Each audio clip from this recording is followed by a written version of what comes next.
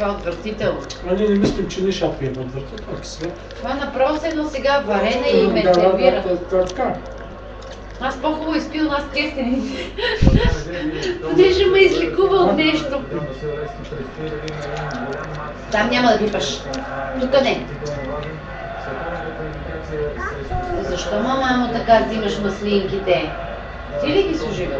Тя си ги взиме сега. Да, аз разбирам да гледам, ти ги пува. Нищо, ай нещо.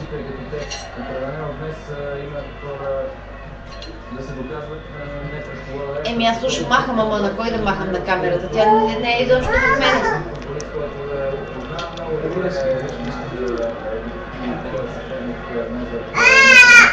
Не, ги хвърлиш, яшки. Или ето да слушай. Чакай тук да сбъш ръчичката. Виж ръката от другата страна, Ето тук, виж план. Тук. Трябва кошки. Виж тук. Кога свърши видео, ще ми кажеш.